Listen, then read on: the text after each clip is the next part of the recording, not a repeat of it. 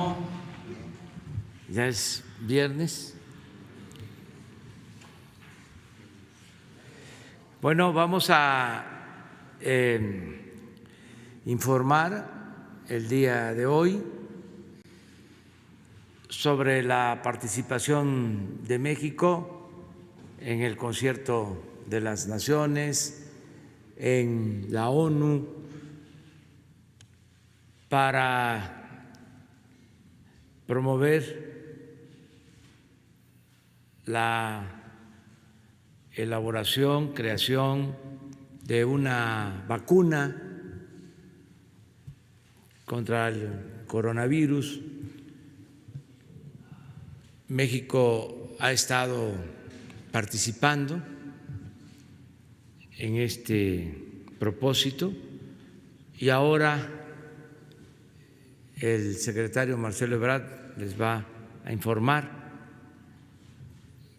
y le va a informar al pueblo de México sobre la participación que se tiene en este propósito muy importante que va más allá de México, tiene que ver con todos los países afectados por esta pandemia.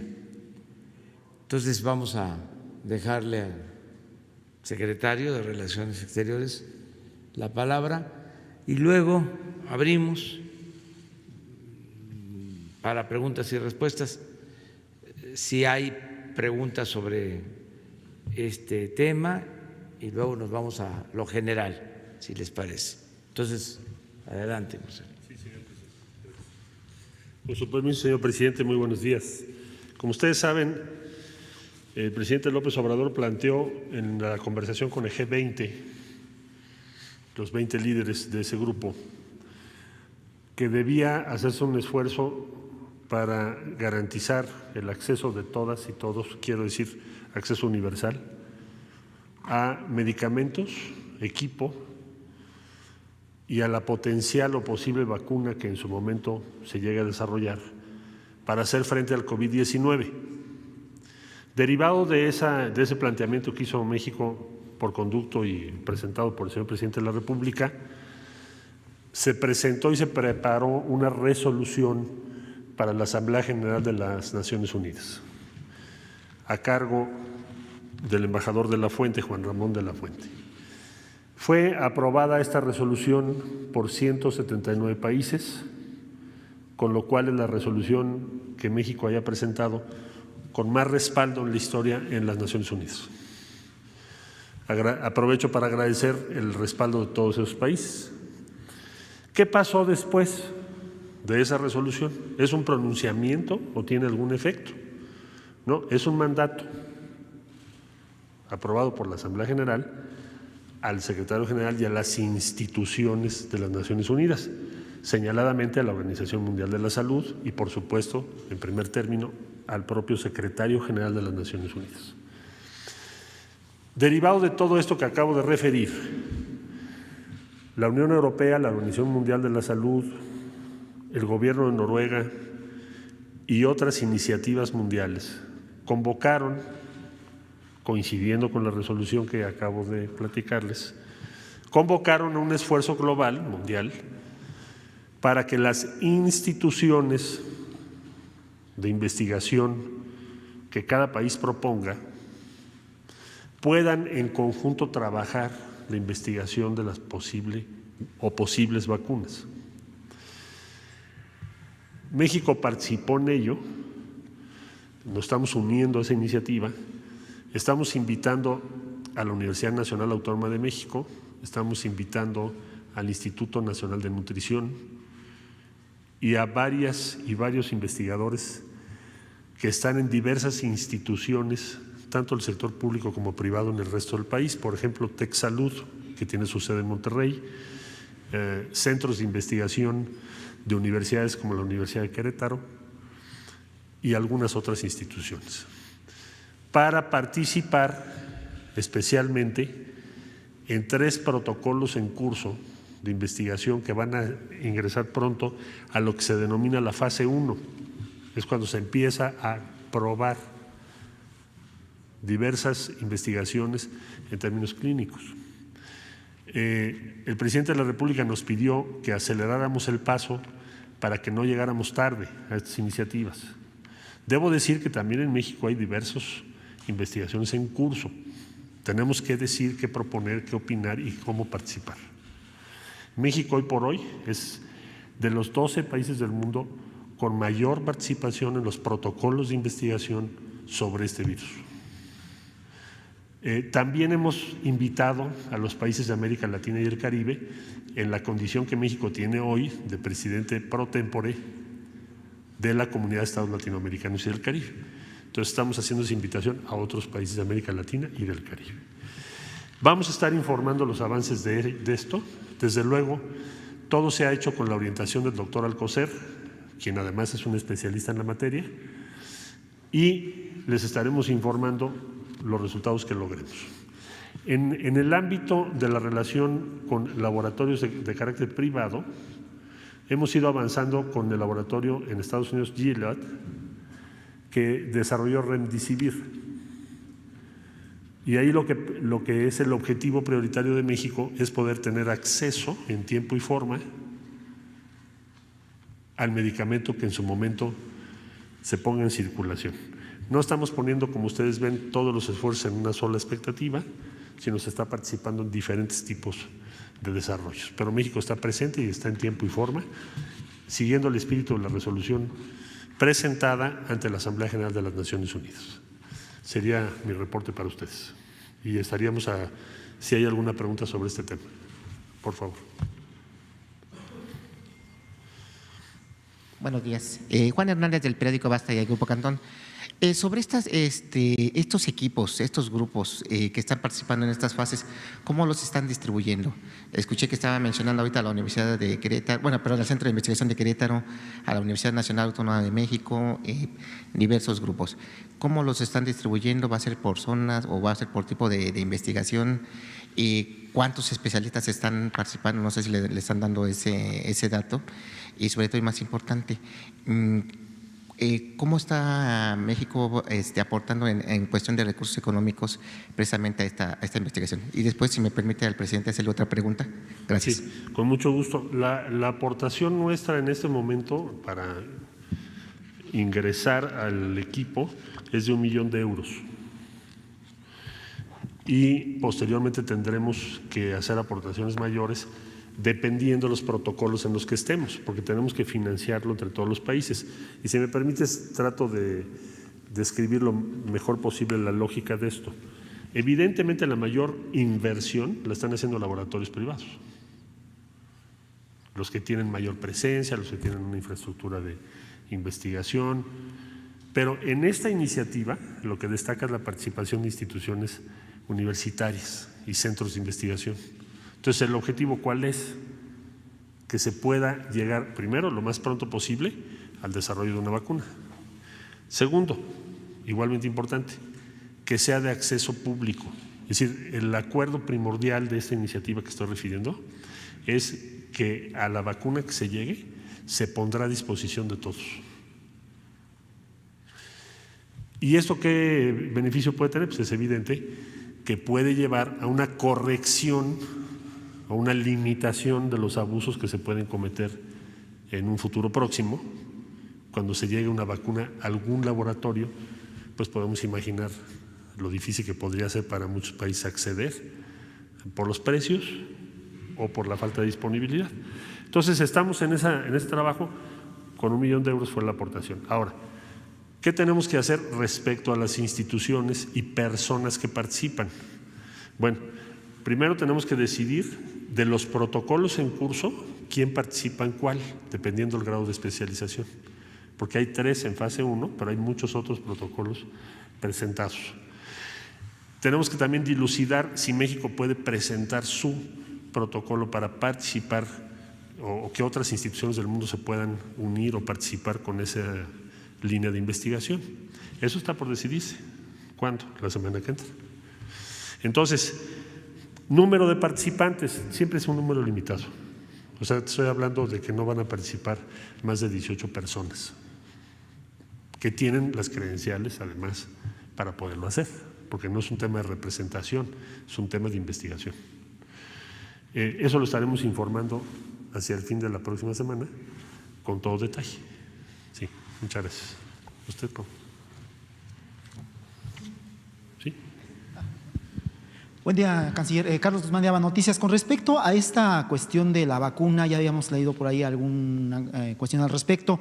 La Universidad Nacional Autónoma de México está participando con este tema, habíamos platicado con algunos de los especialistas en este sentido, pero ¿cuáles serían esas condiciones preferentes a las que podría acceder México, contrario a Latinoamérica? Según tenemos entendido por este investigador, únicamente México a nivel latinoamericano es el único país que está participando en este convenio, en este protocolo. Si nos puede explicar cuáles serían esas condiciones preferentes y detalles de este tipo, por favor. Y también una pregunta para el señor presidente. Lo más relevante es que tengas acceso a las investigaciones y desarrollos que están llevando a cabo universidades de varios países del mundo, muchas de las mejores universidades y centros de investigación del mundo. En otras palabras, que puedas tú tener acceso a la misma información que tiene un investigador en Oxford o en cualquier otra universidad de las que están participando. Y eso de por sí ya pone a México en la posibilidad de llegar al mismo tiempo al desarrollo de esa vacuna. Y también nos permite hacer crecer nuestra capacidad en México tecnológica para tener esta vacuna. Entonces es un asunto de interés estratégico nacional y a eso nos da derecho. Cuando tú participas en esto y aportas y estás en ese protocolo, pues tienes acceso a todo el conocimiento. Eso es lo más valioso de este acuerdo o de este convenio. Y el compromiso, ¿cuál es? Que tendrá que ser público el resultado que tengamos. O sea, que no podremos actuar de manera contradictoria al espíritu primordial que anima esta iniciativa, que es una respuesta global al coronavirus con acceso universal. De América Latina se invitó a México, ¿por qué razón? Uno, porque presentamos la resolución ante las Naciones Unidas. Entonces eso le da a México un papel de cierto liderazgo en el tema, porque no hay otras resoluciones aprobadas, y menos por ese número de países, respecto a un tema álgido como es este. Esto se planteó por el presidente López Obrador en aquella reunión. De todos los 20 líderes, fue el que dijo, esto es lo que se necesita. Entonces, por eso nos invitaron, en primer lugar. Segundo, porque México tiene la capacidad tecnológica y científica para participar. Caso contrario, probablemente no nos habrían invitado. Y tercero, porque saben que tenemos en este momento la presidencia de la Comunidad de Estados Latinoamericanos y del Caribe. A usted, por favor. Buenos días, canciller. Buenos días, presidente. Canciller, en estos esfuerzos multilaterales que se está haciendo, quería preguntarle cómo va la participación de México en los ensayos clínicos para el Remdesivir. Tengo entendido que estamos participando en uno del NI y queremos participar en uno de la OMS. ¿Cómo funciona? ¿Cuántos pacientes se les tiene que aplicar el medicamento? Etcétera. Y si me permite, se hizo un primer esfuerzo y una gestión exitosa para incluir a México, que no estaba, cosa que obviamente la instrucción fue que sí participáramos, vía el Instituto Nacional de Nutrición. Esa fue la resolución que tomó la Secretaría de Salud. Ahora hay una iniciativa de la Organización Mundial de la Salud, entonces vamos a ampliar el número de pacientes en México y seguramente van a participar más instituciones, pero hoy por hoy es el Instituto Nacional de Nutrición el que está participando, el que lleva el protocolo. Vamos a ampliarlo y les vamos informando conforme se vaya ampliando. ¿Qué es lo importante hoy? Que ya estás en el protocolo. Sí. Pero no tiene el dato de cuántos pacientes están ahorita y cuántos van a ser. Pacientes en el Instituto Nacional de Nutrición en el primer tramo son 7 y luego lo van a aumentar. Ahora estamos esperando el acuerdo con el laboratorio, la Organización Mundial de la Salud, para ver el número total de los que van a ser incluidos en el protocolo próximo, que desde luego tendrá que ser más grande. Sí, muchas gracias. Quería hacerle una pregunta al presidente, aprovechando que tengo el micrófono. Pues ahorita si quieres que terminemos el tema. ¿Terminamos el tema? Ok. Sí. Ahí atrás, por favor. Buenos días, canciller. Alejandro Alemán, de Diario Plaza Juárez. Quisiera preguntarle, la iniciativa que presentó México para el manejo de la pandemia, buscando que los beneficios sean globales. ¿Qué otros temas está abarcando, además de la cuestión de la vacuna? Porque son muchísimos temas en los cuales se puede tener una visión global y por lo tanto tener un mayor beneficio. Muchas gracias. Sí, se planteó desde luego acceso a medicamentos. En este momento frente a la pandemia se planteó el equipo, ahí señaladamente ventiladores, pero no es lo único, y se planteó el tema de la vacuna. Son los tres campos que está trabajando. Se pide al secretario general, que lo está haciendo por conducto de la Organización Mundial de la Salud, que organice estos protocolos, como el que acaba de referir la compañera, que tiene que ver con uno de los medicamentos prometedores, en donde se tiene que incluir a un número importante de países del mundo, entre ellos México, en los protocolos clínicos y en la disponibilidad en su momento al medicamento. Entonces es muy buena señal que la Organización Mundial de la Salud esté haciendo eso, esté haciendo esos protocolos. Sí tuvo un resultado el haber presentado esa resolución y sí hay un consenso en el mundo que va en esa dirección. Entonces en eso estamos, eso es lo que queremos hacer. La vacuna es estratégica, porque para regresar a la, vamos a decir, una normalidad plena económica en el mundo y comercial y de todo tipo, vas a necesitar la vacuna. Entonces, el que se tenga un acceso universal a la vacuna es un asunto mayor. Si no, vamos a tener dos tipos de países, los que sí tienen la vacuna y los que no tienen. Eso tiene que ver con vidas y tiene que ver con bienestar. Entonces, por eso es una lucha importante para México. Sí, pero yo me refería a que si se está ampliando a otros campos. Es evidente que el campo médico lo está explicando usted, pero hay otros campos, por ejemplo, el campo de derechos humanos, que es muy importante, el campo de la economía. Ahorita se está planteando que se vuelvan a integrar las cadenas productivas y yo creo que en esos temas el espíritu de la propuesta mexicana va en ese sentido y quisiera ver si se están haciendo esfuerzos por ahí. Muchas gracias. Se está sobre todo planteando cómo vamos a organizar la respuesta económica en los próximos meses y hacia el fin del año y el año entrante frente al inmenso impacto que tuvo y va a tener esta pandemia, que esencialmente son dos. Va a agudizar la pobreza en el mundo y va a aumentar la desigualdad social. Y no va a ser suficiente con las medidas que tradicionalmente se han tomado. Eso también se los dijo el presidente en el G20. Sobre ese particular, sí tendremos y tenemos varias iniciativas con la Alianza Multilateral, con la Unión Europea, con el conjunto de los países de América Latina y el Caribe, pero su expresión en acciones conjuntas en las Naciones Unidas será después, en los próximos meses, una vez que hayamos regresado a una actividad económica y la pandemia esté, vamos a decir, en una circunstancia no de emergencia como estamos ahorita. Pero sí va a ser algo que nosotros vamos a luchar en estos meses que vienen, porque es indispensable. Y no hablamos nada más por México, hablamos por el conjunto de los países que van a tener una situación muy difícil.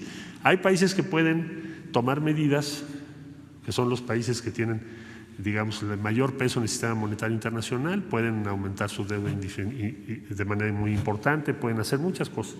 Pero el conjunto de los países, la mayoría de los países, no podemos hacer eso. Estamos en una situación distinta. Entonces, por eso, ese va a ser el siguiente debate en el que vamos a estar presentes y también vamos a presentar diversas iniciativas. Bueno, última, gracias. Buenos días, canciller. Buenos días, señor presidente. Berenice Telles, del Diario Nacional 1+1. Con respecto a esta situación de que, bueno, ya está como la discusión de cuándo se regresa al tema de la producción y esta propuesta de Brasil y Reino Unido de los pasaportes de inmunidad, ¿qué opinión tiene usted al respecto a este tema? Bueno, mire, hay diferentes estrategias que se están siguiendo en todo el mundo. Nosotros hemos llevado un seguimiento de todo ello para ponerlo en manos de las diferentes instancias del Gobierno de México, en primer lugar, desde luego, el señor presidente, Economía, Hacienda, las diferentes instancias. Y ya en su momento pues serán esas instancias las que dirán cómo va a ser en México una vez que el presidente de la República así lo determine, cómo se van a aplicar en México las diferentes experiencias y qué lecciones podemos tomar de lo que han hecho otros países, para bien y para mal. ¿Qué podemos aprender? Todo eso será materia pues de la estrategia que México siga respecto a la recuperación económica, que ya el señor presidente lo ha comentado varias veces. Muchas gracias. Señor presidente. Miren, sobre este tema, por lo que planteó el compañero, yo escribí un texto sobre las lecciones de la pandemia y al final del texto hago una síntesis, un resumen de lo que considero más importante. Y en este texto hablo de garantizar el derecho universal a la salud, que no se deje al mercado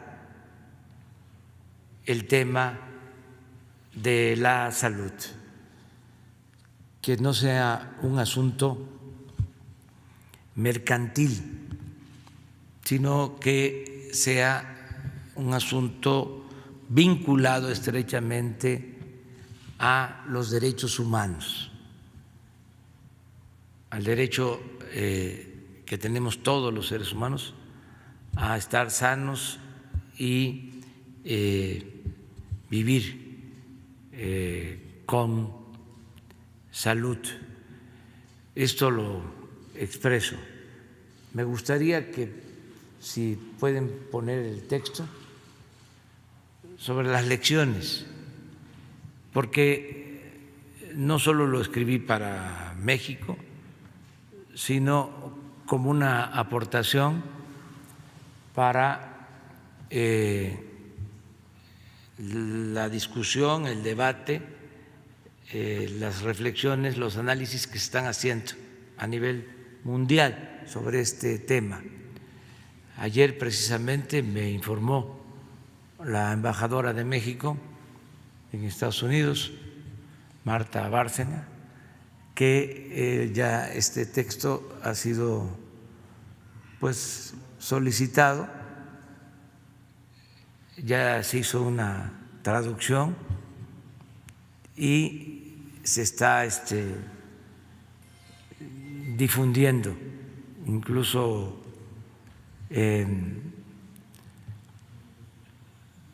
lo han solicitado en algunos medios, la prensa, pidiéndonos autorización para publicar en síntesis, porque es extenso, no se puede publicar todo en periódicos, pero la parte final.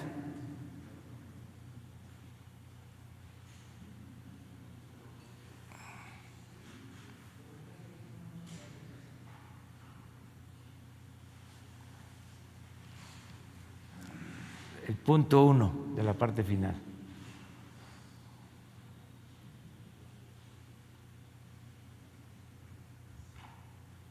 Eso. Es indispensable fortalecer los sistemas públicos de salud y al mismo tiempo considerar que, al igual que la educación y la seguridad social, la salud no puede ser una simple mercancía ni un privilegio, sino un derecho inherente a todos los seres humanos. Por ello, los presupuestos destinados a estos rubros no son gastos, sino inversión en el recurso más valioso y preciado de cualquier país, su población. El 2.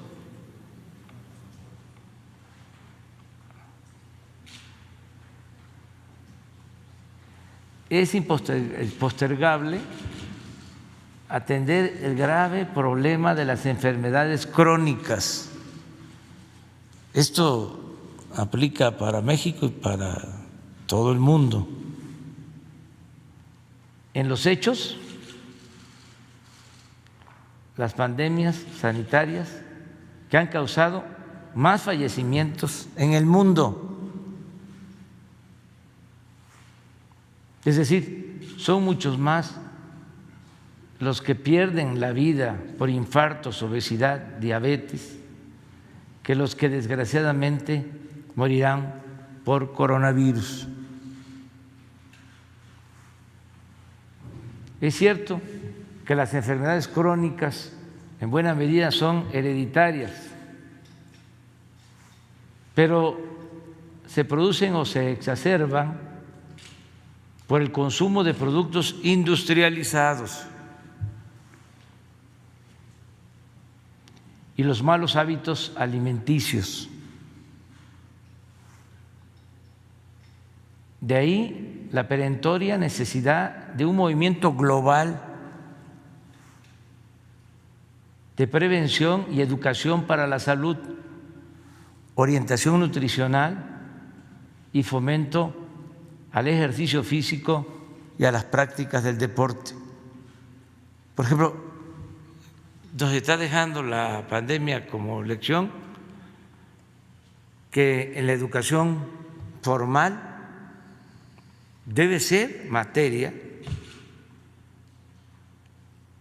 obligada, básica, no optativa, la educación para la salud y la nutrición.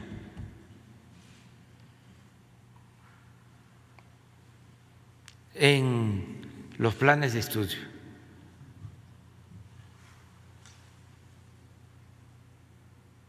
Tres, es indispensable un mundo más solidario para hacer valer la fraternidad universal, empezando por evitar acaparamiento en alimentos, medicamentos y equipos hospitalarios. En todo lo relacionado con la salud debe establecerse una estricta regulación del monopolio y del lucro y un control de la comercialización de medicinas e insumos médicos. Se debe garantizar que ninguna persona en el planeta se vea privada de medicinas, atención médica o servicios hospitalarios por falta de recursos económicos o porque el mercado hace inalcanzables tales prestaciones. Vuelvo a reafirmar la importancia que tiene la salud como un derecho humano fundamental. 4. La Organización de Naciones Unidas, ONU, y la Organización Mundial de la Salud, OMS, deben de convocar de inmediato a gobiernos y científicos del mundo para la creación de vacunas contra el coronavirus y otros males.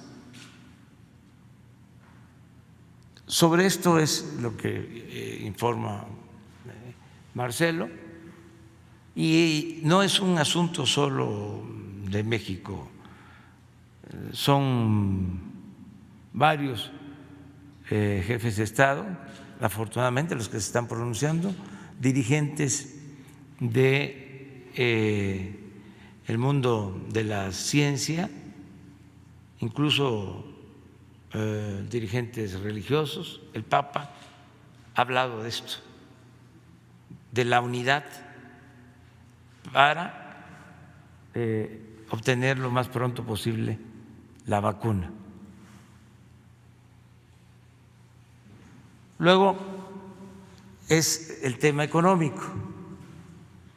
5, desechar el modelo que genera riqueza sin bienestar y procurar una mayor intervención del Estado en el cumplimiento de su responsabilidad social para garantizar derechos básicos y universales a la salud, a la alimentación, a la educación, al trabajo, a la vivienda, a la cultura y al deporte. Al Estado le corresponde atemperar las desigualdades sociales. Es una función básica, porque durante el periodo neoliberal se ha apostado a desaparecer al Estado en lo que corresponde a su responsabilidad social, diluirlo. Y es aquí lo digo, muy hipócrita, porque no se quiere que intervenga el Estado para atender las necesidades sociales, pero sí se pide la intervención del Estado cuando se trata de rescatar empresas o instituciones financieras en quiebra. Entonces, ¿en qué quedamos? ¿Hay libre mercado o no?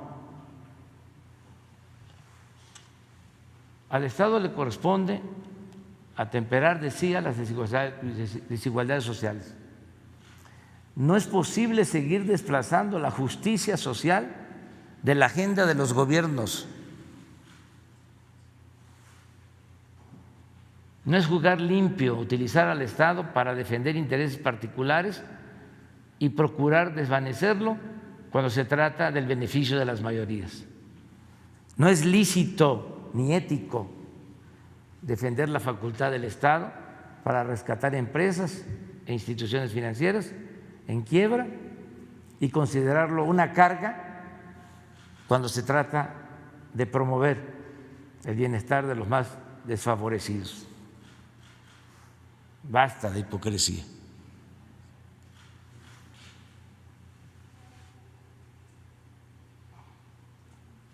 Esto es muy importante, el 6.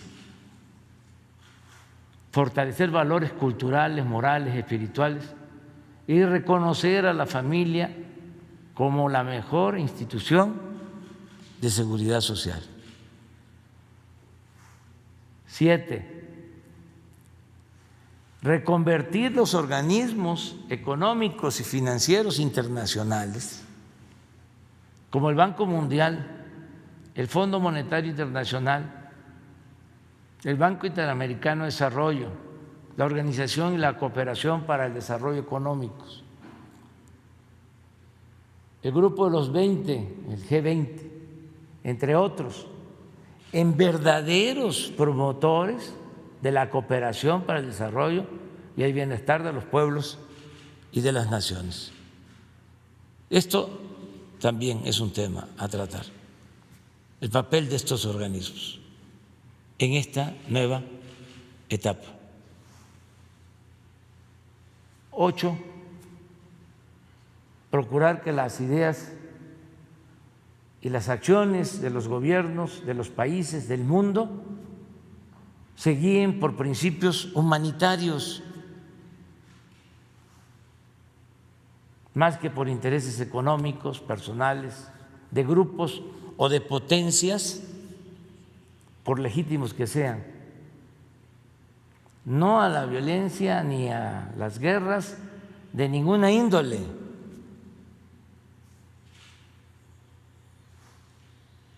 No al predominio de grupos de presión o intereses creados, no a la desigualdad, no al racismo, no a las dictaduras, sí a la paz, a la justicia, a la igualdad, a la libertad, a la democracia y al bienestar. Estas son 8 lecciones. Ya nada más termino.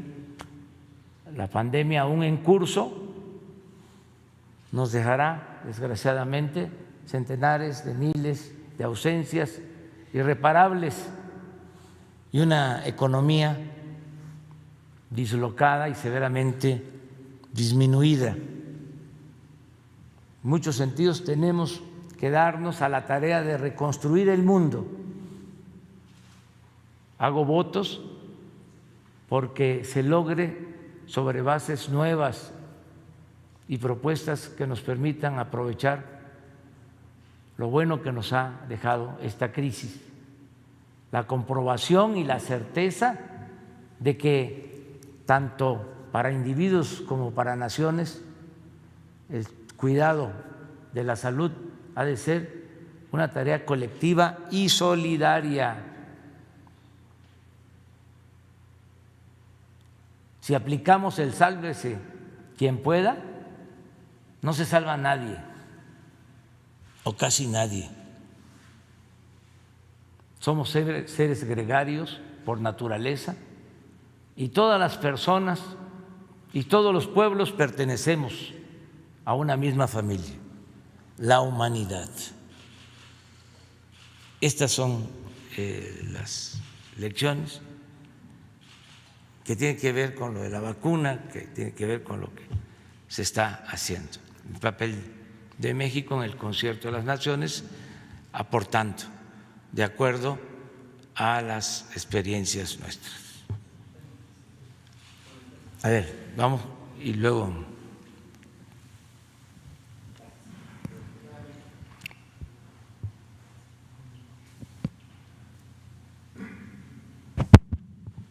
Ya, perdón.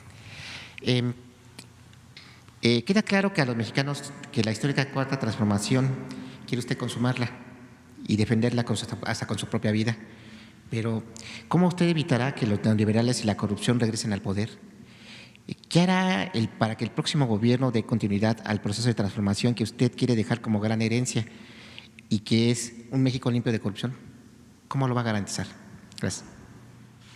Pues con ustedes, con el pueblo, con la gente, lo que estamos haciendo es construyendo entre todos un hábito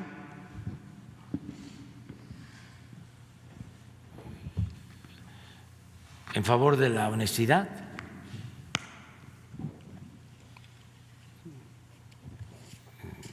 Es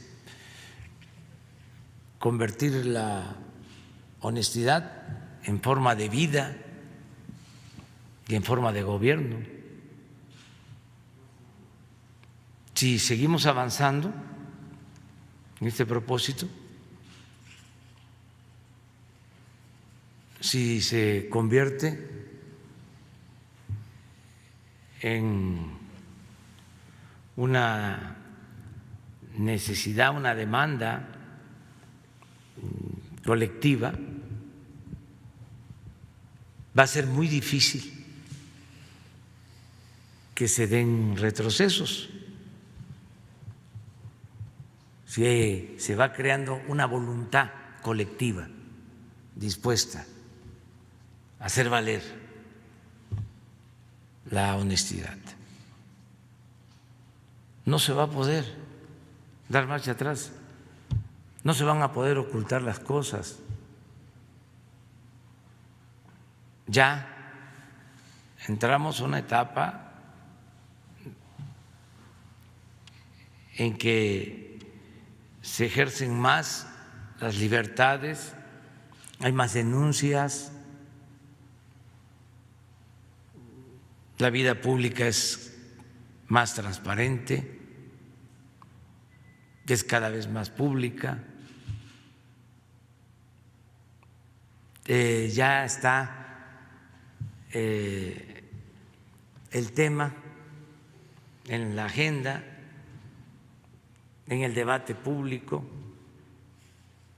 Antes el tema de la corrupción no era parte de la agenda.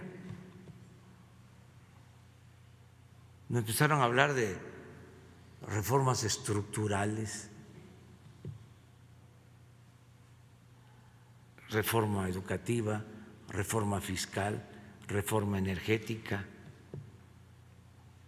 Lo más que se hizo fue simular en cuanto a la transparencia, a que no iba a haber monopolios, actores preponderantes. Se hicieron hasta reformas en ese sentido y desde luego que no se avanzó. En el caso de la transparencia, pues se creó hasta un organismo para ese propósito y fue cuando hubo más corrupción en ese periodo. Cuando se hace la reforma a las comunicaciones para evitar los monopolios, pues lo mismo, se creó también un organismo, creo que se llama IFETEL o algo así, ¿no? Al otro día estaba yo viendo la estructura, el aparato. Tienen 7 consejeros, que yo creo que deben de estar ganando más que el presidente, cada uno, porque como son autónomos, porque eso también fue la moda,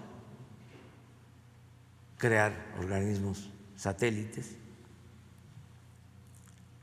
pero no solo son los 7, sino tienen un aparato de investigadores, asesores, y deben de tener como unas 40 o 50 direcciones generales. El caso es que cuesta más de 1,000 millones de pesos el aparato ese organismo. Y la pregunta es, ¿ya no hay monopolios en la comunicación? ¿Ya no hay actores preponderantes?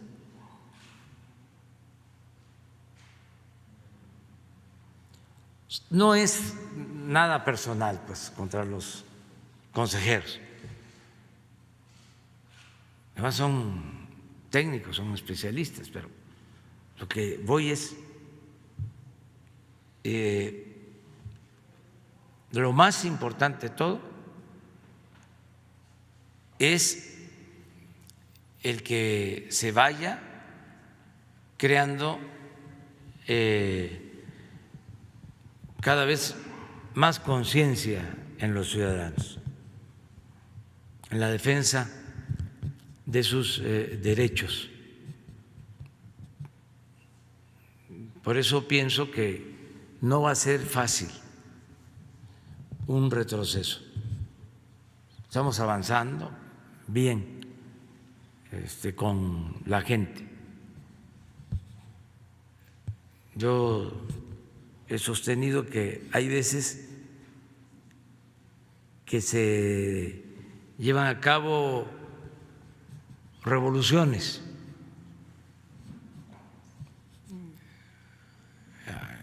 hay confrontación armada,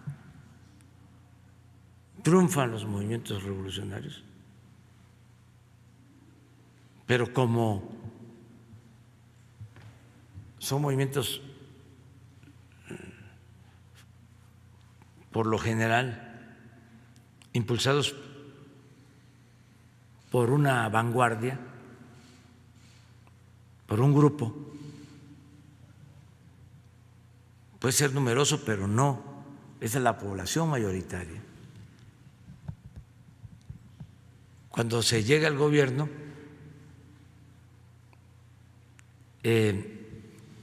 se corre el riesgo de que los que llegan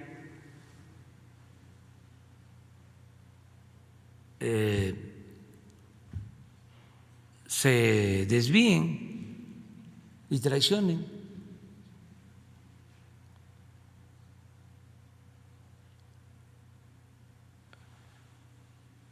Porque no es un movimiento colectivo de toma de conciencia, el fenómeno de México, por eso es importante, porque estamos hablando de millones de ciudadanos, no es una vanguardia, es la inmensa mayoría del pueblo que ha tomado conciencia, y eso es una garantía mayor para que no se cometan abusos, para que no haya retrocesos, que no continúe la corrupción. No es fácil conseguir esta transformación, pero se ha ido avanzando y lo vamos a seguir haciendo. La compañera que... Gracias, presidente. Quería preguntarle qué opinión le merece que exsecretarios de los gobiernos anteriores, exsecretarios de salud de los gobiernos anteriores, estén criticando fuertemente la estrategia de COVID-19. Ellos dicen que se reaccionó muy tarde, que los datos están cambiantes, que los casos de influenza pueden ser COVID-19 y que se tendría que aplicar pruebas a todos los casos sospechosos. Pues respeto esas opiniones, pero pues tienen que ver con los intereses políticos, partidistas. Todos ellos estuvieron en gobiernos de partidos opositores a nuestro gobierno.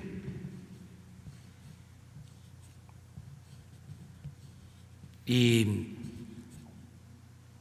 pues yo creo que ya los mexicanos saben quién es quién en el tema de salud, que dejaron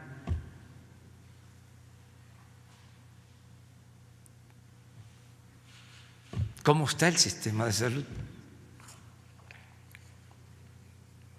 No miento, lo estamos levantando, lo dejaron en ruina, imperó la corrupción, se robaban hasta el dinero de las medicinas.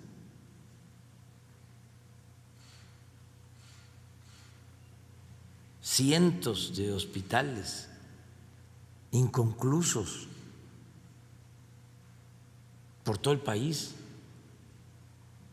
un cementerio de hospitales, de centros de salud abandonados.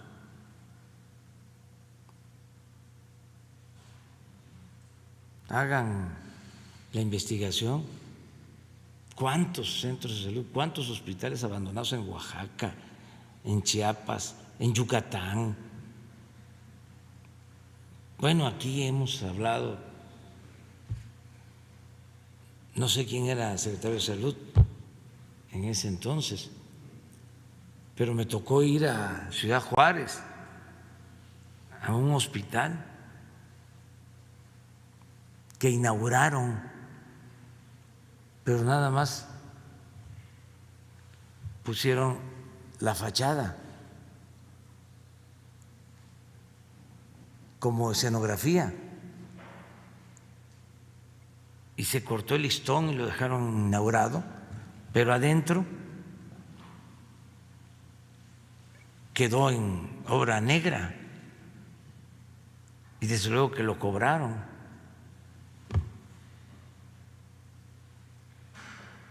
Pero ya eso ya corresponde investigarlo a ustedes. De todas maneras, ellos, los exsecretarios de Salud, tienen todo el derecho de opinar,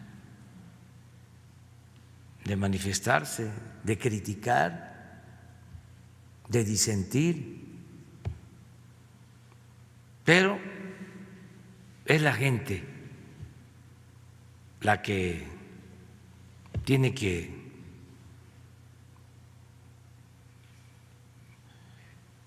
opinar sobre esto. Yo decía, lo voy a repetir, que eso que llamaban seguro popular ni era seguro ni era popular, que no había medicinas, no había médicos,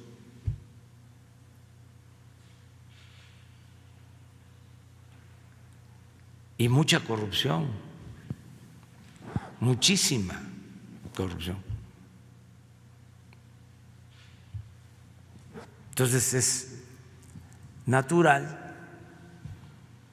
que ellos no vean con buenos ojos lo que nosotros estamos haciendo. Pero qué bueno que hay este debate. Nosotros le tenemos mucha confianza al doctor Alcocer, que es un científico, pero además un hombre honesto. No me vayan a decir que no sabe de medicina el doctor Alcocer, porque ha estado en el Instituto de Nutrición años como médico y como investigador, Premio Nacional de Ciencia. El doctor Hugo López-Gatell, que es el que más cuestionan, pues lo mismo, un académico de primer orden, con muy buena formación, con cultura general, una gente honesta, humanista,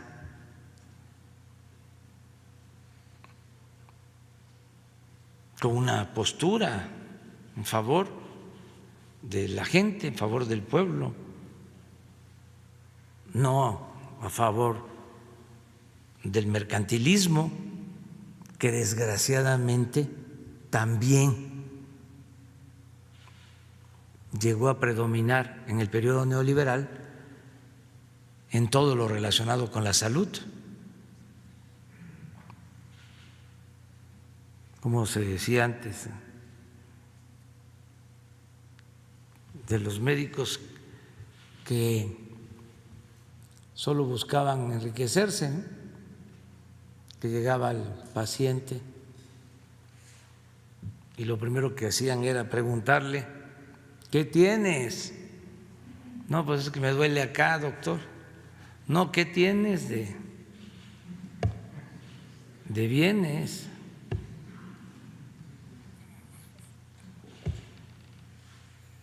Eso no es el doctor Alcocer ni Hugo López-Gatell.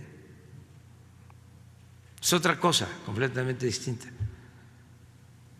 Pero, repito, tienen derecho, ¿no? Sí, a manifestarse, a criticar.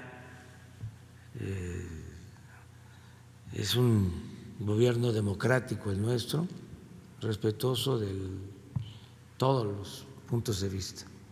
En otro tema, presidente, Javier Portugal Dorantes y Paloma Aguilar Correa fueron parte de su ayudantía y ahora ocupan puestos directivos en el SAT. Ninguno de los dos tiene experiencia en temas fiscales y yo quería preguntarles si están preparados para esos puestos o por qué se tomó la decisión de contratarlos ahí. Gracias. Tienen mucha experiencia. ¿Y saben qué tienen?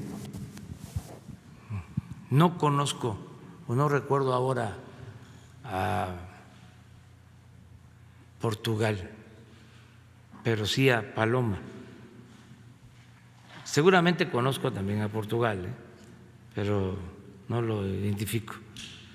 Pero a Paloma sí. ¿Sabe qué tiene Paloma? Que es una joven abogada y tiene un gran mérito, algo que para mí es fundamental, de lo que estábamos hablando. Es una mujer con convicciones y honesta, incorruptible. Y eso es lo que se necesita en el SAT y en todo el gobierno. Servidores públicos que no tengan precio, que no se vendan,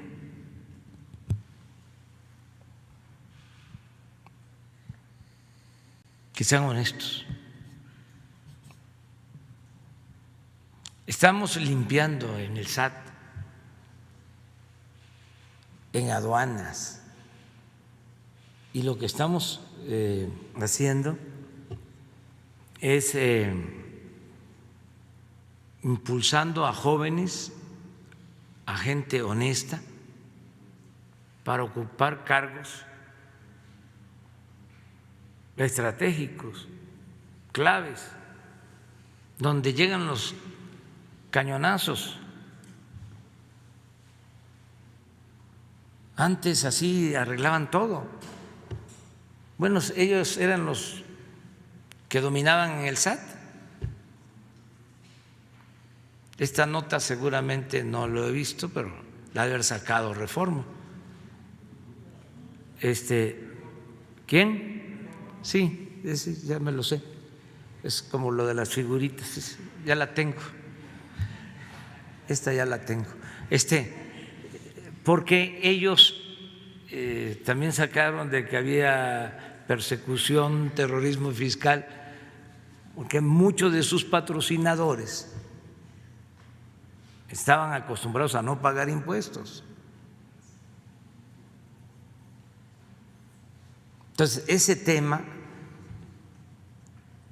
les molesta mucho.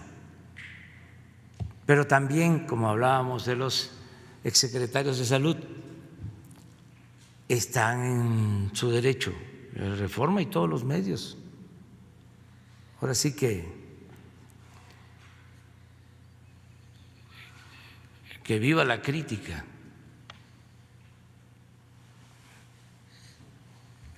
Y que haya reflexión, que haya análisis, que haya polémica. Es bueno esto, muy bueno.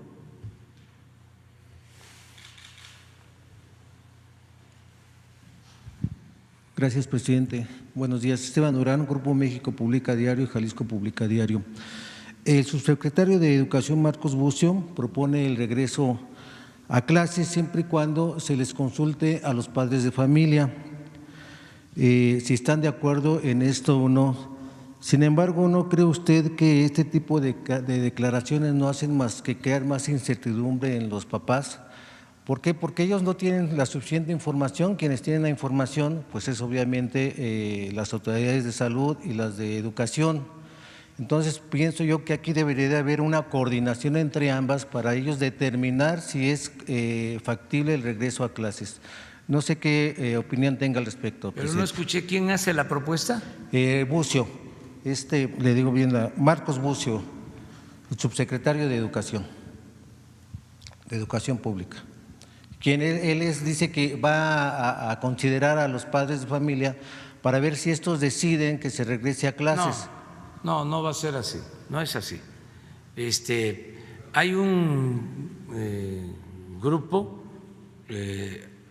así como se definió sobre el plan de emergencia sanitaria, que intervinieron desde luego los médicos, los especialistas, pero también de otras secretarías del gobierno federal. Así ya se conformó un grupo donde está el secretario de Salud, la secretaria de Economía, está Marcelo, está el secretario de Educación Pública, el secretario de Hacienda, y se está haciendo un trabajo conjunto. Van a tener ya una primera propuesta el lunes para el regreso a la normalidad económica, social, cultural, educativa. Se está analizando la posibilidad. El lunes me van a presentar ya una propuesta inicial y nosotros queremos darla a conocer a ustedes y a los mexicanos el miércoles o el jueves. No, se va a poner en consideración de todos, porque es un plan nacional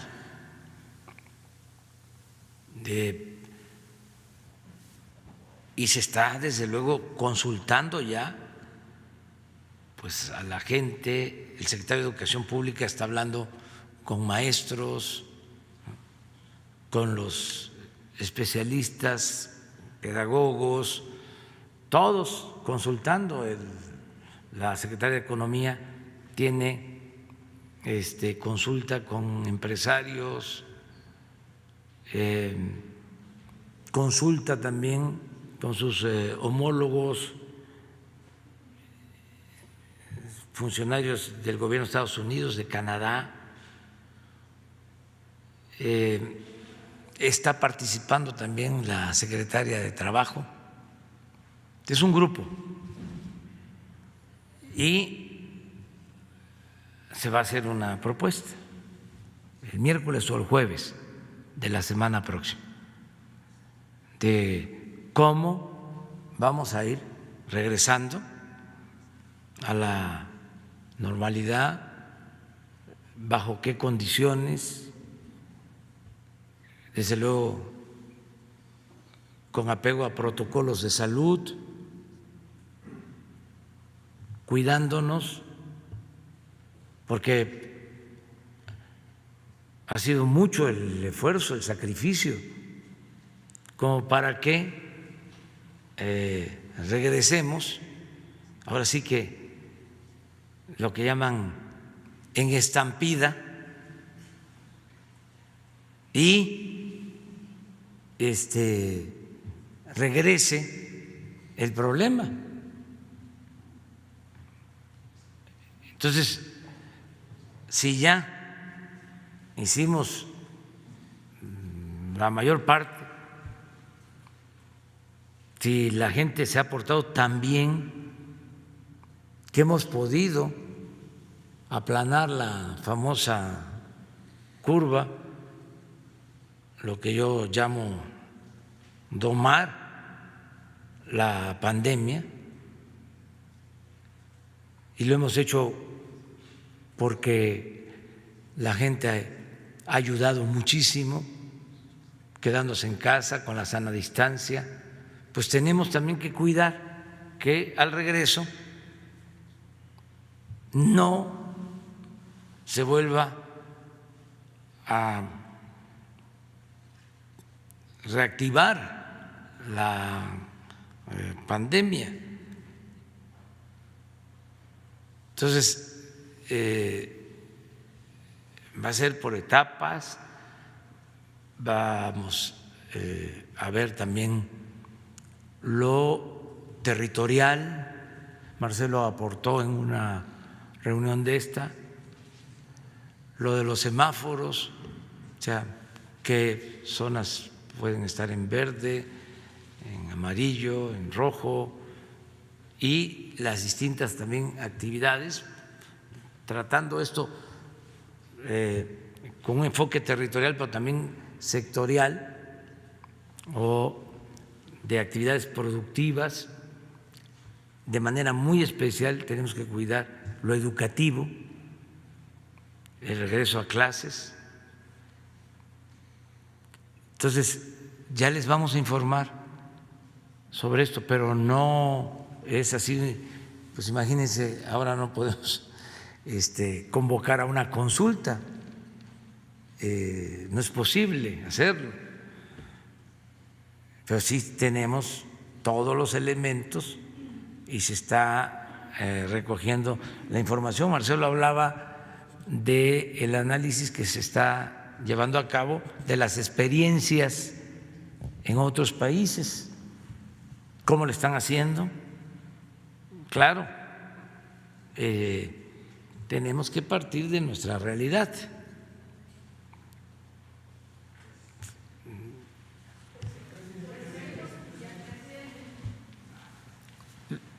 Luego tú y tú. Presidente, buenos días. Luis Méndez de Notimex.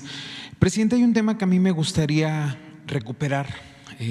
Hace 2 semanas, usted hablaba sobre un equipo de jueces que estaban bajo su liderazgo para este combate a la corrupción y para atacar esta evasión de impuestos que la gente no quería pagar, los empresarios específicamente. Pero hace unos meses usted también nos habló de que estas personas que evadieron impuestos serían un desplegado público, reconociendo que habían evadido sus impuestos. ¿Qué pasó con ese desplegado, presidente? ¿En qué acordaron este grupo de empresarios que sí, usted nos ha dicho, regresaron o pagaron lo que adeudaban? Y si podría darnos un balance de cuánto se ha logrado recuperar por el combate a la corrupción y se ha devuelto al instituto para devolverle al pueblo lo robado. Ese sería el primer planteamiento, presidente, que le tengo. Sí, pues no tengo datos precisos, pero sí hemos logrado en los 2 casos, tanto en el cobro de impuestos o deudas de empresas que no pagaban, se ha logrado recuperar bastante, es una buena cantidad que les podemos informar pronto, la semana que viene, de cuánto se ha recuperado, y también informarles de cuánto se ha obtenido con las subastas de bienes de procedencia ilícita que se han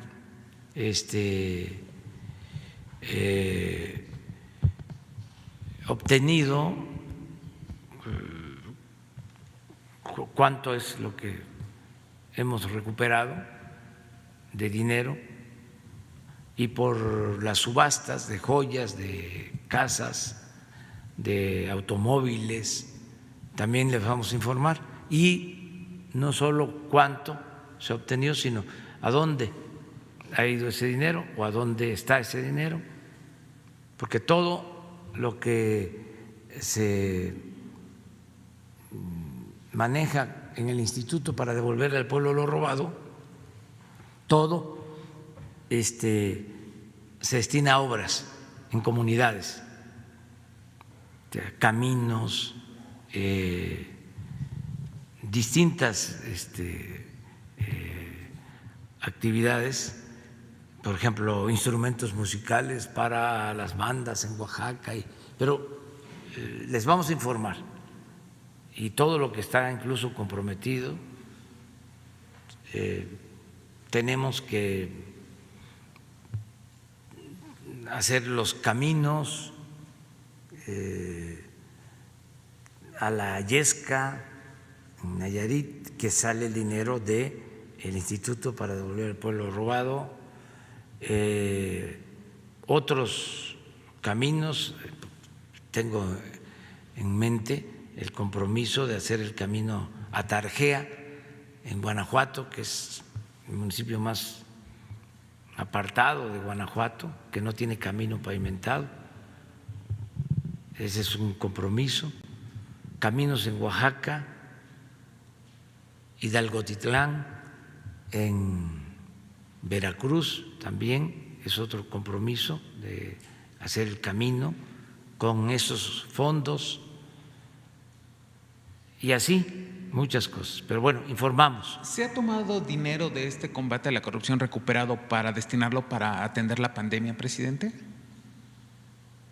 También se ha entregado dinero y sobre todo se han entregado equipos de aduana que se tenían en bodegas al Ejército, a Marina. Todo esto lo vamos a informar de todo lo que se ha utilizado para eso. Y vamos a seguir. Bueno, recuerden ustedes que la Fiscalía General otorgó 3,000 millones de pesos, 2,000 o 3,000, 3,000 millones de pesos. Eso es para equipo médico. Han habido donaciones también para equipo médico. Ya vamos a hablar muy pronto sobre el avión presidencial. Hay una oferta de compra, pero de todas maneras el avión se va a rifar y queremos hacerlo el 15 de septiembre. También les puedo informar que ya terminó su periodo de pruebas el avión, lo volaron antier y no tuvo ninguna falla, ya están posibilidades de regresar, pero como hay una oferta de compra, se va a dejar unos días para ver si se concreta la venta, pero ya les vamos también a informar sobre eso. ¿Internacional o nacional, presidente? ¿Mande? ¿Es un comprador nacional o internacional? Internacional. Presidente, mi segunda pregunta, me gustaría preguntarle al canciller. Ayer autoridades mexicanas y estadounidenses acordaron ampliar los puntos de inspección fronteriza para frenar el tráfico de armas, canciller. Se habla de que pasarán de 6 a 20 puntos de revisión. Si nos podría indicar, por favor, cuáles serían esta ampliación y cuáles serían estos 20 puntos. Y la segunda, ayer en la ONU también se firmó un pronunciamiento para que se considere la salud sexual y reproductiva como un tema esencial que se atienda durante la emergencia. ¿Qué implicaciones tiene que México se adhiera a este pronunciamiento que se hizo en la ONU en materia de salud sexual y reproductiva en el contexto de la pandemia, canciller, por favor? Con su permiso, señor presidente.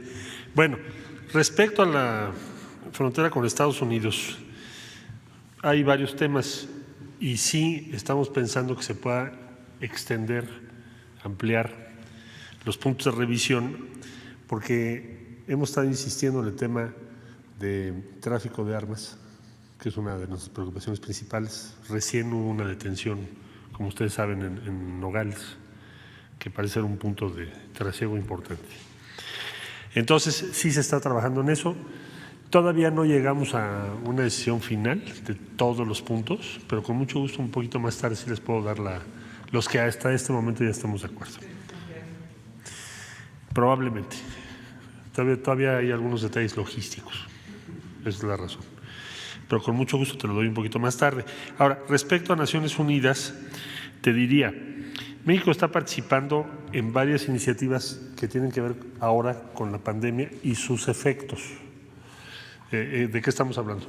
Estamos hablando, en primer lugar, de mujeres y niños, porque es donde el efecto en todos sus impactos va a ser más grave.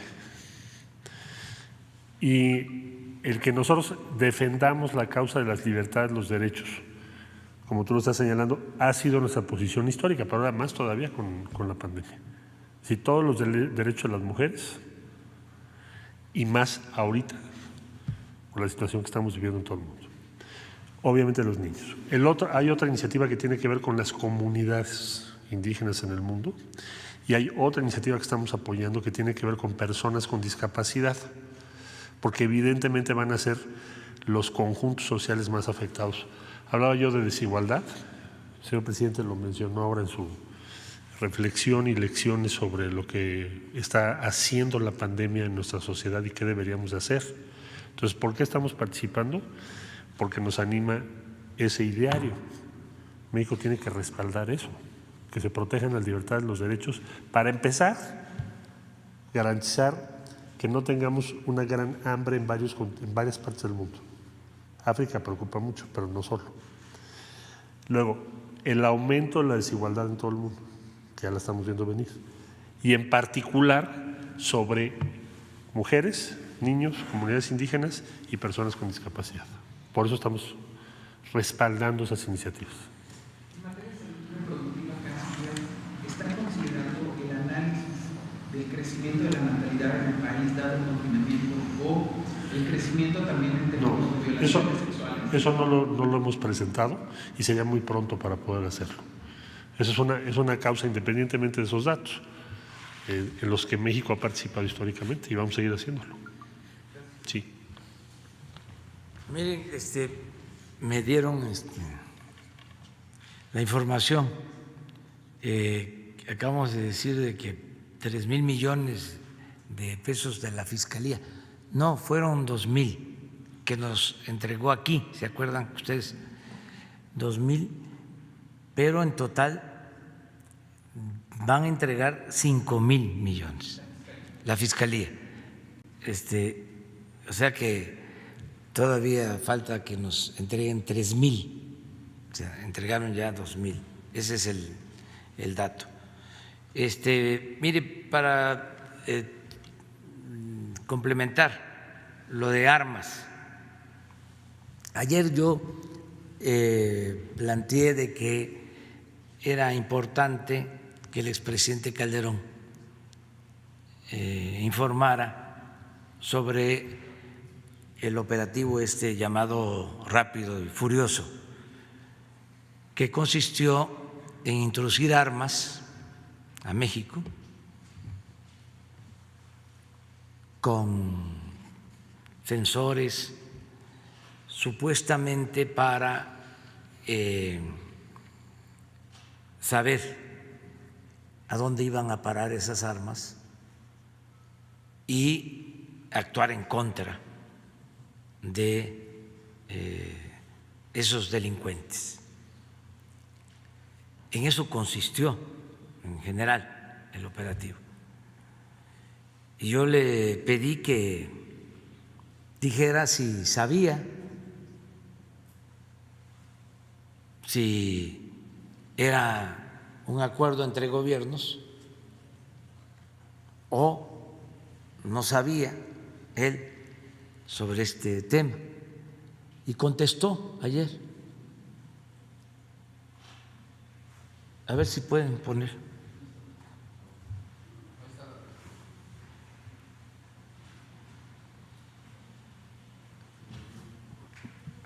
¿Lo lees? Sí, ok. Sí, buenos días. Es un tuit del expresidente Felipe Calderón que hizo ayer, 7 de mayo a las 7 de la noche. Dice: es falso que el gobierno de México haya tenido un acuerdo con el gobierno de Estados Unidos para introducir armas al país. Durante la administración 2006-2012, el gobierno mexicano exigió firmemente al gobierno de Estados Unidos detener el tráfico de armas que llegaban a los criminales. Abro hilo y hace otros comentarios. A ver, los otros. A ver. Después de mucha insistencia, el gobierno de Estados Unidos ofreció tomar acciones para frenar el tráfico de armas. Entre ellas, la Procuraduría de aquel país buscó recolectar y generar evidencia judicializable para detectar, detener y llevar a juicio a los traficantes de armas. En otro tuit, es en este marco que, según se supo después, introdujeron detectores electrónicos en armas comercializadas en la frontera para rastrear su movimiento y actuar judicialmente contra los culpables. Sin embargo, la situación salió de control de las autoridades estadounidenses. La llamada Operación Rápido y Furioso fue un operativo secreto cuya implementación y resultados fueron revelados a agencias mexicanas en la medida en que fueron del conocimiento público resultados negativos no deseados por sus autores en el Departamento de Justicia. En ningún momento el contenido ni la implementación específica de dicha estrategia judicial americana fue un tema que fuese materia de conocimiento, discusión y menos de acuerdo entre oficinas presidenciales. Bueno, sí se dio el hecho,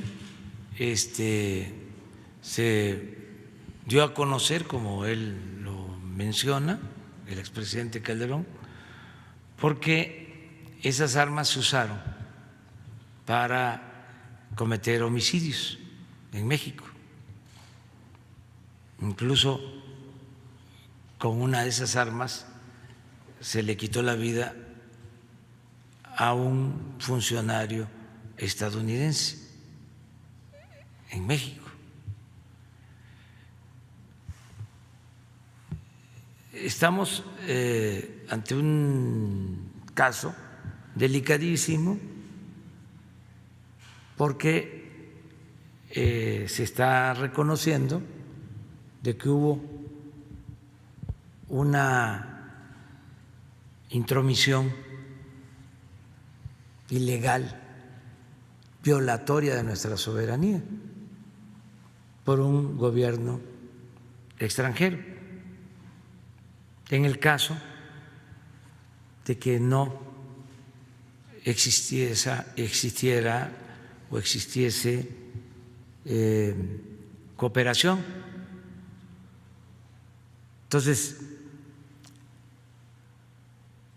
si ya sabemos esto de parte del expresidente, pues vamos a mandar una nota diplomática al gobierno de Estados Unidos. Queremos informe sobre este caso, que informe el Departamento de Justicia. Y qué bien que está aquí el secretario de Relaciones Exteriores para que se proceda y se pida toda la información sobre este asunto y se dé a conocer y se difunda, se sepa en México ampliamente cómo sería el procedimiento. Bueno, siguiendo esta instrucción, lo que haríamos es elaborar una nota diplomática que presentaríamos hoy mismo al gobierno de los Estados Unidos para que se comparta al gobierno de México y, por supuesto, a la opinión pública en nuestro país el conjunto de las averiguaciones e investigaciones que en su tiempo se realizaron respecto a este operativo, las conclusiones a las que se llegaron por parte de la Administración, para que podamos someterlo a análisis y se pueda informar tanto a las instancias legales en México como a la opinión pública. Hoy mismo haríamos esa nota diplomática siguiendo sus instrucciones, señor presidente, y dada la buena relación que existe con Estados Unidos y los acuerdos vigentes, no vería yo inconveniente ni obstáculo para lograr tener esa información. ¿Manda usted? Al Departamento de Estado, la nota diplomática. Muy bien.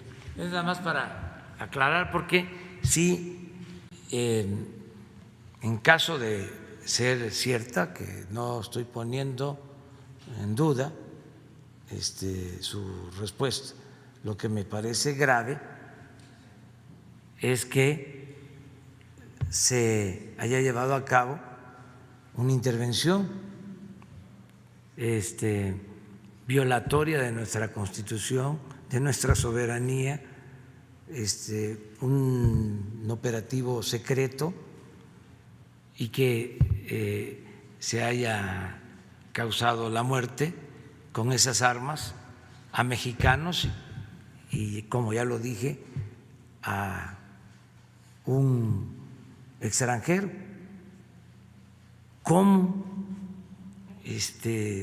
hacer eso? Un gobierno que invade de esa manera, que viola flagrantemente la soberanía, las leyes internacionales, y nos quedamos callados.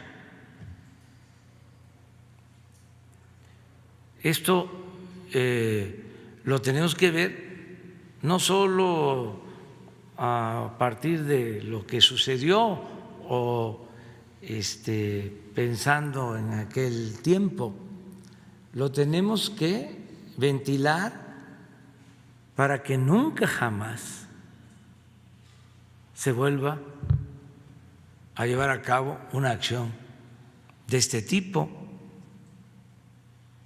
El presidente Trump, cuando la situación de Culiacán, la detención de un presunto delincuente y luego el que se le tuvo que dejar en libertad para evitar una masacre, me habló por teléfono para decirme que ayudaban. Y luego, cuando el caso lamentable de la pérdida de vidas de niños y de mujeres en Sonora, en Bavispe, también me habló para decirme que ellos ayudaban y que quería llamar terroristas a los narcotraficantes mexicanos. Entonces yo le di mi opinión en los dos casos y fue respetuoso de nuestra soberanía.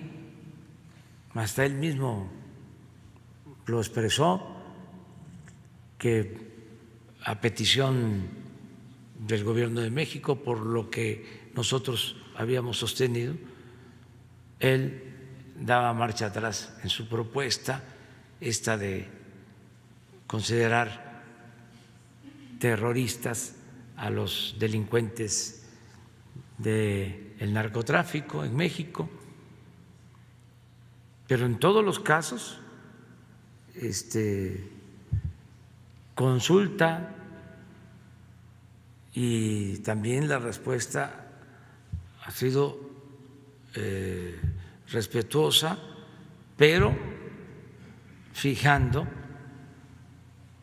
nuestra postura de que somos un país independiente y soberano.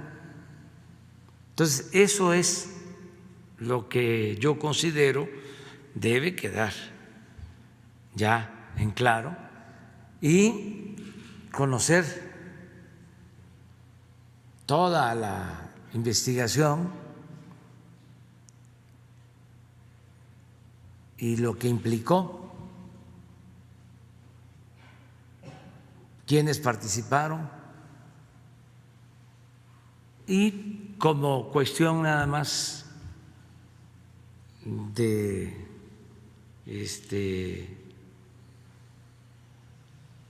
complemento, como cuestión complementaria, pues que el mismo gobierno estadounidense diga si hubo o no cooperación, nada más como complemento. Y si no hubo cooperación, que de todas maneras era indebida e ilegal, de todas formas, que el gobierno de Estados Unidos todavía es tiempo para ofrecer una disculpa, porque era otro el presidente, pero al final de cuentas es el gobierno de Estados Unidos que tiene que explicar esta situación, como nosotros tendríamos que hacerlo si hubiésemos hecho algo parecido en Estados Unidos o como cualquier país. Esto es parte del derecho internacional. Entonces vamos a tratar este asunto.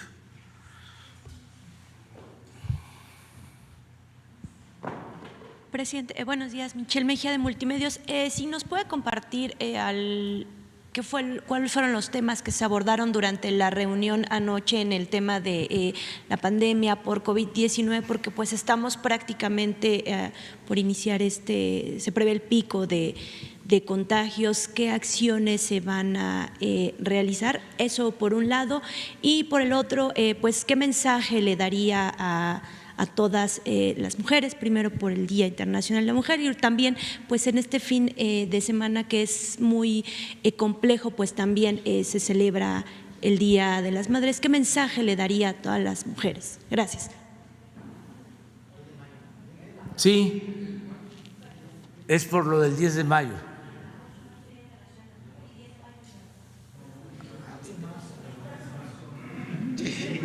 Por el 10 de mayo. Es buena pregunta, es muy buena pregunta. Miren, anoche tratamos precisamente en la reunión de salud el que estamos en el caso de la Ciudad de México en la fase de mayor contagio. O sea, estamos en el pico.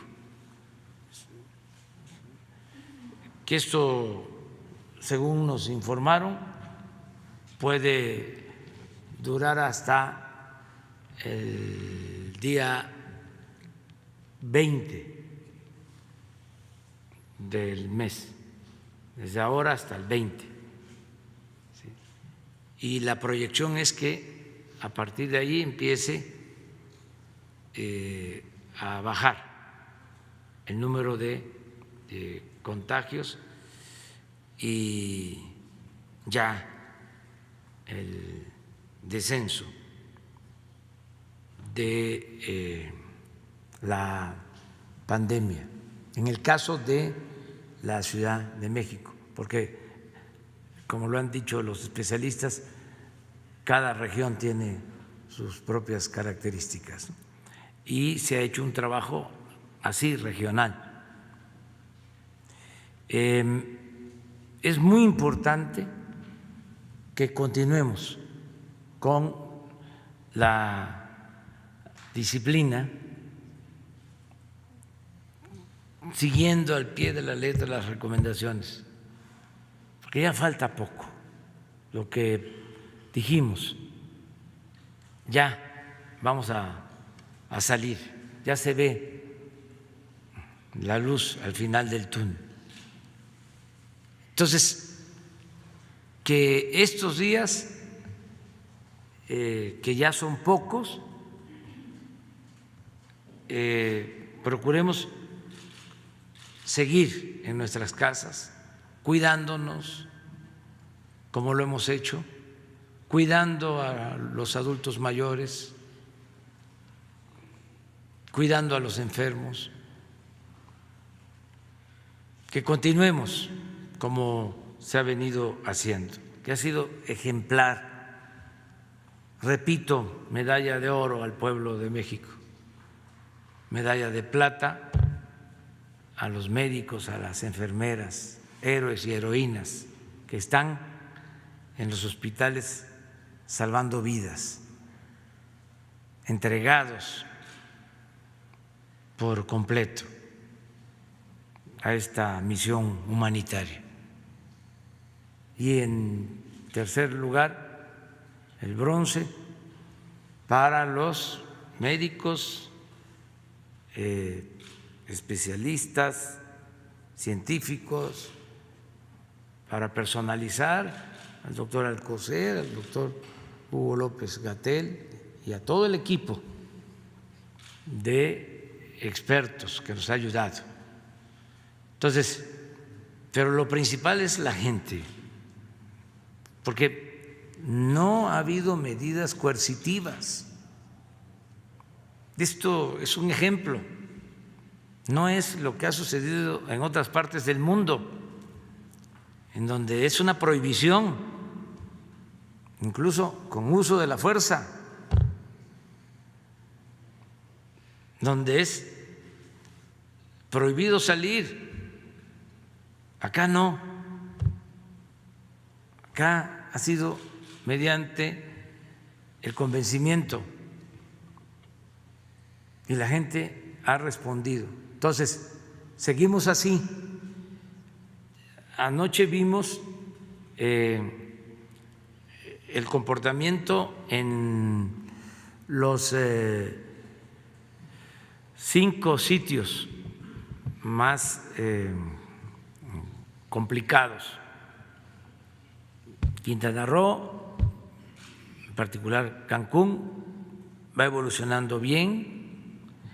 Villahermosa, lo mismo, en Tabasco, Culiacán, Tijuana y el Valle de México. Y en ningún caso nos han faltado camas, ni ventiladores, ni especialistas. En ningún caso. Ayer se reforzó en Quintana Roo y en Baja California. Se llevaron equipos y se están reforzando otros estados. La segunda etapa ya inicia, de atención a Puebla, Veracruz, fundamentalmente Puerto de Veracruz, Morelos, Oaxaca y Guerrero, Acapulco. Ya iniciamos, se nombró a responsables en cada uno de estos estados. 5 mujeres van de responsables. Más tarde les dan los nombres de quienes nos van a ayudar para estar pendientes. Hay un caso de una senadora que va a pedir permiso, Susana Harp, que va a Oaxaca a ayudar. La directora del DIF nacional va a estar en Veracruz, de las que me acuerdo, Rocío García. Rocío Bárcena va a Guerrero, Elsa Beites a Morelos y Diana Álvarez es Puebla y Tlaxcala, la zona, sí, las dos. Sí. Ya estamos trabajando en eso. Acerca del Día de las Madres, bueno, pues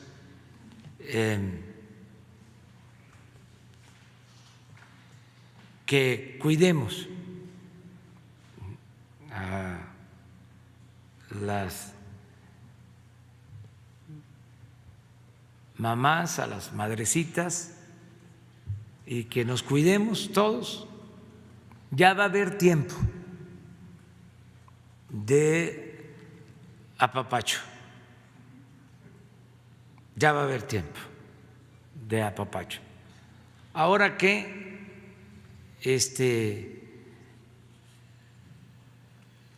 les enviemos un saludo, les grabemos un mensaje, los hijos, hijas, nietos, en fin, todos, pero con sana distancia, ya va a haber tiempo. En el caso de la Ciudad de México, habla de el 10 de julio para hacer la fiesta, el 10 de julio. Pero se puede también el 10 de mayo, nada más que expresarlo de otra manera, expresar el cariño que se le tiene a las madres, ¿no? A las que viven y a las que ya no están con nosotros. Pero sí, ¿por qué no?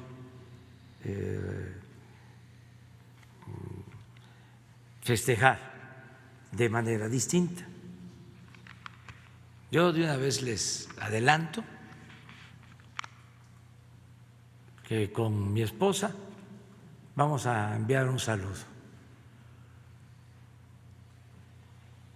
Y no sé qué ella vaya a decir, pero yo sí voy a ofrecer algo, ya sea con un cassette, ya no hay, ¿verdad? O un video, pero precisamente les voy a dedicar una canción que me gusta mucho de Juan Gabriel, que se llama Amor Eterno. Amor Eterno. Ahí de una vez les invito para que en la mañana del domingo la escuchen. No, pero a lo mejor conseguimos a alguien que la cante. No se puede tampoco los mariachis, bueno, solo con sana distancia y que no sean muchos. No, mariachi no, porque van a querer hacer lo mismo y voy a dar mal ejemplo. No, sí, música, y además ya está hasta por adelantado. Ya nos vamos, mañana nos vemos. Mañana es sábado, sí. Presidente del Instituto Nacional Electoral promovió una controversia en la Suprema Corte de Justicia de la Nación, argumentando que con el decreto que usted emitió para regresar o reducir los tiempos oficiales, se estaría violando la Constitución y se estaría violando las atribuciones que tiene el INE para la designación de estos mismos tiempos. ¿Qué responde usted al INE? Pues no estamos de acuerdo con ese punto de vista. Hicimos esto porque nos corresponde al gobierno federal utilizar estos tiempos y decidimos entregarlos a la empresa de la radio y la televisión porque están atravesando por una situación como todos, pues, muy difícil, y nosotros no los necesitamos, no son tan necesarios porque tenemos esta manera de comunicarnos. Entonces, no son todos los tiempos, es una parte. Sin embargo, si ya se acudió al Poder Judicial, pues que sea esta instancia la que resuelva, decida, y nosotros vamos a respetar. ¿No se afectaría en un periodo electoral la asignación de estos? No tiene que ver con los tiempos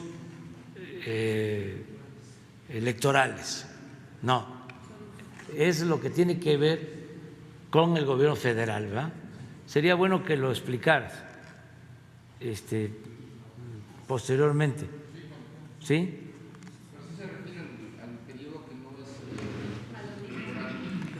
El periodo que no es de campaña, sí, no tiene que ver nada con la campaña, sí, pero que resuelva el Poder Judicial. Nos vemos entonces, pendiente. ¿No se puede para el lunes? Sí. El lunes, la primera.